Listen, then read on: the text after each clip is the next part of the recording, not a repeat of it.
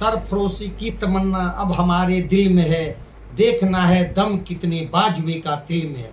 मैं आगे की समाचार की शुरुआत करूं, आगे की बातों को बता पाऊं, इसके पहले अगर मेरे चैनल को आप पहली बार देख रहे हैं, देवेंद्र सिंह ऑफिशियल पेज को, इसे निश्चित रूप से सब्सक्राइब कर लीजिए ताकि नया वीडियो जब भी आवे तो आपके पास आसानी से पहुंच सके।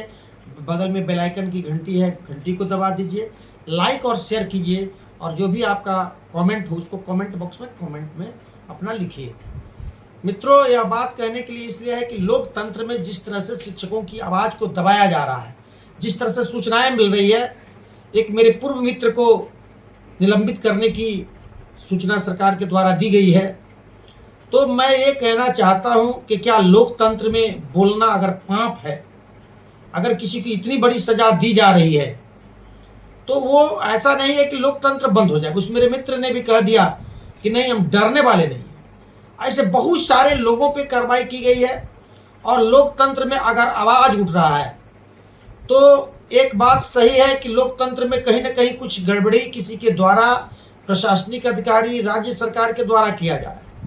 लेकिन यहाँ तो एक बात ही समझ में नहीं आती कि जो विधायिका है, विधायिका में बैठे एमएलसी नीरज कुमार, मंत्री सहित एमएलसी, बहुत सारे एमएलसीओं ने लिख कर दिया कि नहीं, ये चीज गलत हो रहा है, ये चीज गलत हो रहा है, इसको सही होना चाहिए। यहाँ पता नहीं चलता कि अफसरशाही बड़ी है या लोकतंत्र में विधायिका बड़ी है। आज केवल न्यायपालिका पर टिकी है। उन मित्रों को भी मैं कहना चाहता हूं कि जो लोग पीछे से खड़ा है या हंसी या खिली उड़ा रहे हैं, मजाक उड़ा रहे हैं, याद रखना, कभी भी इतिहास कायरों का नहीं लिखा जाता, कभी भी नहीं लिखा जा सकता।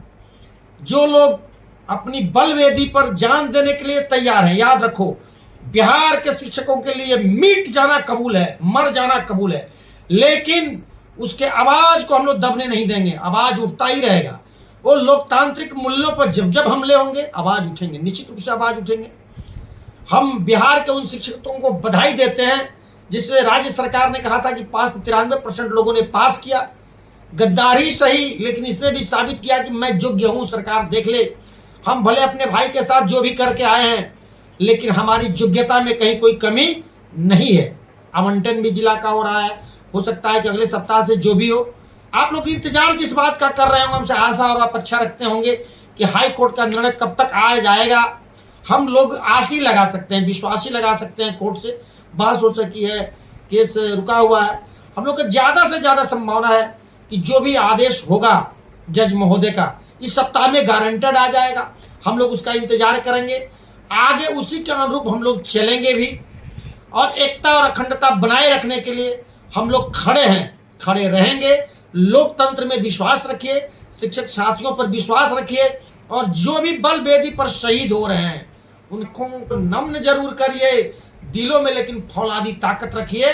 आने वाले समय में सबको साथ देना होगा, सबको एक साथ आना होगा। एक एक व्यक्ति के लिए जो शहीद हो रहे हैं, ये शहादत है। जो व्यक्ति अपनी नौकरी को शहादत करना चाहता है, बहुत सारे मित्रों का पेमेंट रुका हुआ है, वेतन नहीं मिल रहा है, अफसरशाह कह रहे हैं कि भाई ये करना है, सरकार का जो गाइडलाइन है उसका भी अनुपालन नहीं है। माननीय पाठक जी ने जो आदेश दे रखा है कि आप एक सप्ताह का वेतन काट लीजिए, वो भी वो नहीं कर रहे हैं कि अगला संसद की ओर, सड़क की ओर, न्यायालय की ओर रुख कर सके। इन्हें फंसाकर बीच में लटका के जो रखने की आदत है, इससे इनके मुक्ति लेने चाहिए, अफसरशाही से बचना चाहिए। अफसर लोगों को भी मैं कहना चाहता हूं कि लोकतंत्र में आप विश्वास रखिए, लोकतांत्रिक अधिकार है उसका अनुपालन करिए, ताकि आपका भी मूल्य बचा रहे और बिहार के शिक्षक शिक्षिकाओं के भी मूल्य को बचा रहे। याद रहे, निश्चित रूप से शिक्षक संगठन काम आएंगे, और जो भी बलिदानी देनी होगी हम लोग तैयार हैं, आगे भी बढ़ेंगे। जय हिंद, जय भारत। सब्सक्राइब करिए, बेल आइकन की घंटी को दबाइए। धन्यवाद। नम्न जरूर करिए दिलों